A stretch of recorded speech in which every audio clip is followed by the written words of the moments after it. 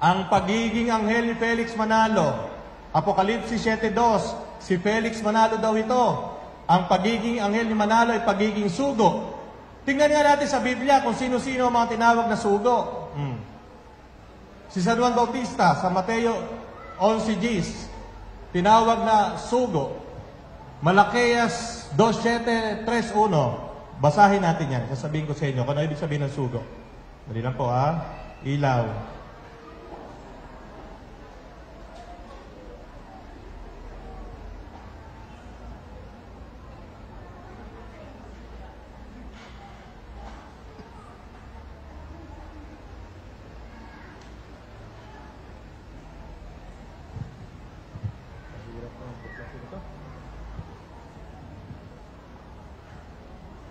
Malakias 2:7.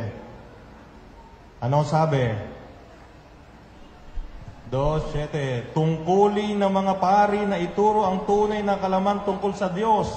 Sila ang dapat sanggunian ng mga tao tungkol sa aking kalooban, sapagkat sila ang mga sugo ni Yahweh na makapangyarihan sa lahat. Yung mga pari nung panahon ng mga Hudyo, sugo ni Yahweh sa 2:7. Ngayon sa 3:1, ano sabi sa 3:1? Sabi ni Yahweh na makapangyarihan sa lahat, ipapadala ko ang aking sugo upang ihanda ang daraanan ko. At si Yahweh na inyong hinahanap ay biglang darating sa kanyang templo. Sa mga tuwid, lahat ng sinugo ng Diyos ay maaaring tawaging anghel. Basta isinugo ka ng Diyos, ikaw ay anghel. Sapagkat ang pagiging anghel ay hindi lamang yung espiritu sa langit. Ang pagiging anghel ay pagsusugo sa iyo ng Diyos na mayroon kang isang responsibilidad na ipahayag ang salita ng Diyos. Next. Ang pagiging anghel ni Manalo ay hindi base sa tunay na mensahe ng Biblia.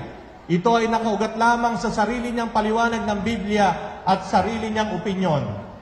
Ulitin ko po, makinig. Ang pagiging anghel ni Manalo ay hindi base sa tunay na mensahe ng Biblia. Ito ay nakaugat lamang sa sarili niyang paliwanag ng Biblia at sa sarili niyang opinyon. Next slide. Okay, basahin natin. Next. Next. Next.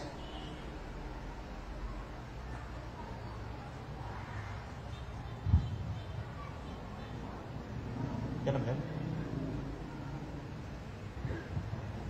Sabi ni Manalo, siya daw yung anghel sa Apokalipsis 7:2. Pero tumigil na siya ng pagbasa at pagpapaliwanag sa Apokalipsis 7:3. Ano po ba yung Apokalipsis 7:4? Kasi po si Manalo, Felix Manalo, nakapokus siya sa 7, 1 hanggang 3, pero hindi niya babasahin yung 7:4. Bakit? Ano ba yung 7:4? Tingnan nga natin, Apokalipsis 7:4.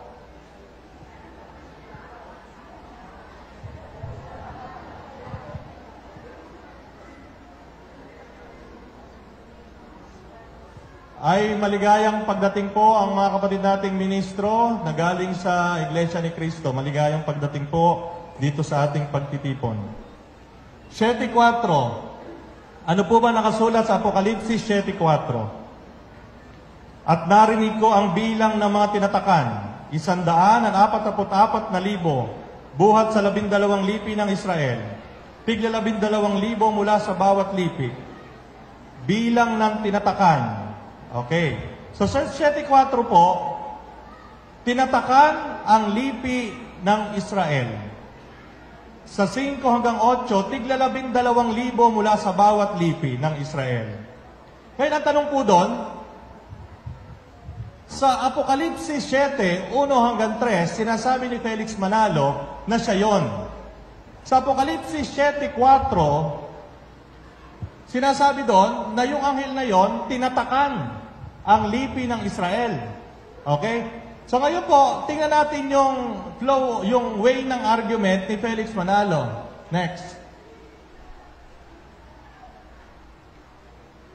Gusto ko pong basahin sa inyo yung unang kopya ng Article of Incorporation noong 1914 na isinumite ni Felix Manalo sa SEC.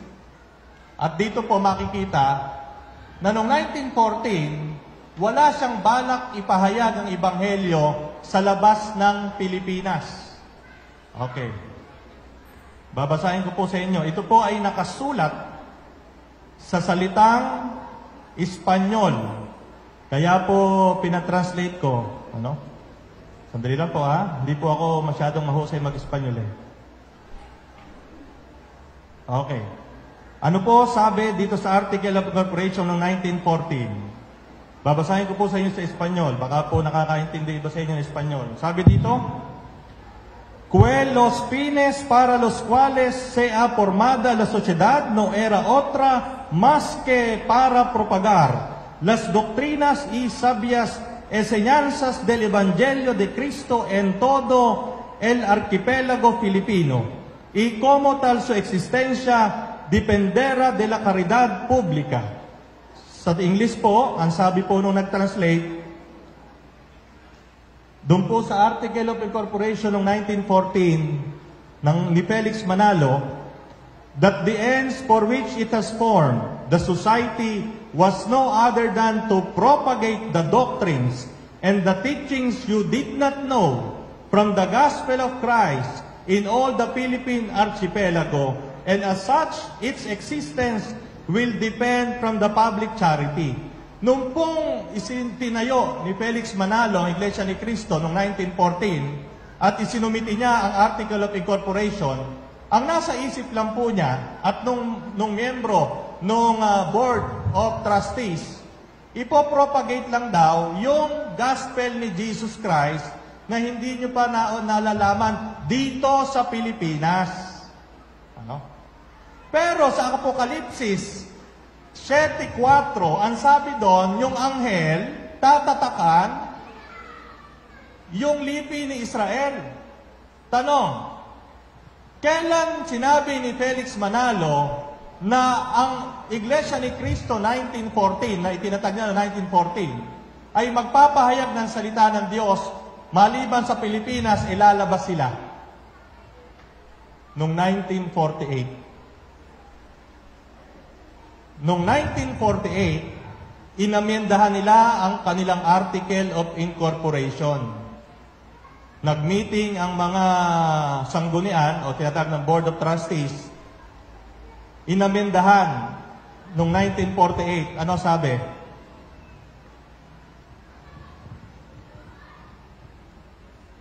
That the religious corporation has for its object the propagation of the pure and undefiled doctrines and teachings of the gospel of Christ in the Philippines and in other places. Ayon, nalagyan na. Undefiled doctrines and teachings of the gospel of Christ in the Philippines and in other places, which may be reached by her ministers and members to bring man to the service of God. Sinabi sa Apokalipsis 7:4, yung anghel tatatakan yung lipi ni Israel. Pero nung ni-register ni Felix Manalo yung kanyang sekta na itinatag noong 1914, wala silang balak lumabas dito sa Pilipinas. Okay? Noong 1948 lang nila na-realize na kailangan silang lumabas sa Pilipinas. Kaya nila inamyendahan yung Article of Incorporation. Next. Na itayo ang INC, Iglesia ni Cristo 1914 sa bansang Israel noon lamang March 31, 1996. Samantalang ang sabi sa Apokalipsis 7:4, yung anghel tatatakan. Ibig sabihin, pag lumabas yung anghel na yon, dapat tatakan mo na. Unahin mo yung lipi na Israel. Ano? Hindi ko na po babasahin. Binasa ko na kanina yung 7:4, narinig nyo naman. Next. Sa Apokalipsis 7:1-3, ang apat na anghel ay mas naunang lumitaw kaysa sa isa pang anghel. Pero sa kasaysayan ng mundo, si Manalo ay nangangaral na noong 1914. Sinabi niya na siya yung anghel, di ba? Yung huling anghel na lumabas sa Apokalipsis 1:3. Pero sina George, Orlando at Clemenceau, ito si George, ang Prime Minister ng United Kingdom, si Orlando ang Premier ng Italy, at si Clemenceau ang Presidente ng France. Naging pinuno lang yan, nabasa nila noong 1916. Sino ba naunang anghel na lumabas? Sabi ni Felix Manalo, yung apat na anghel, di ba? Sino ba siya doon? Yung huling anghel. Di ba? Next. Dispalinyado ang paliwanag ni Felix Manalo pagdating sa Biblia. Kung ang kanyang karapatang mangaral ay dahil siya anghel na sugo ng Diyos, dapat 1914 pa lamang, sinabi na niya na siya ang sugo. No? Kung talagang kumbinsido siya na siya ang tinutukoy sa Apokalipsis 7:1 hanggang 3, dapat 1914 pa lamang, nung nagsimula na siyang mangaral, dapat sinabi na niya, ako ang sugo. Kailan ba niya sinabing siya ang sugo? Next. Ang pagiging anghel ni Manalo at sugo ay inimbento niya para lukuhin at linlangin ang mga Katoliko na mababaw ang pagkakaunawa sa pananampalatayang Katoliko. Next. Itanong niyo sa akin, bakit, Father? Lakasan niyo, bakit, Father? Next. Sabihin ko sa inyo kung bakit. Sapagkat nung nag-umpisang mangaral si Manalo noong 1914, wala siyang binabanggit na siya anghel o sugo. Ano?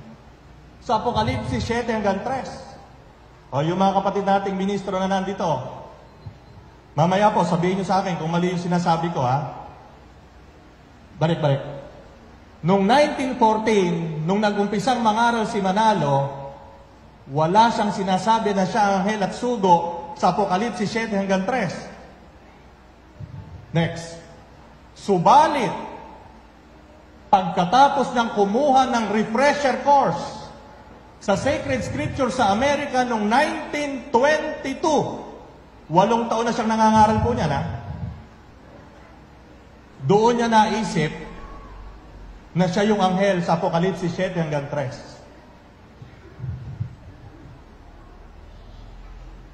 Saan ang basihan? Ayan. Ito, mga kapatid. Itong aklat na to, 1956. Basahin nyo. Nandun yung mga direct statement ni Felix Manalo. Direct quotation.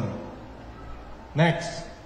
Noong 1924, 10 taon makatapos siya magsimulang mangaral, sinabi na ni Manalo sa publiko na siya ang anghel na tinutukoy sa Apokalipsis 7:2.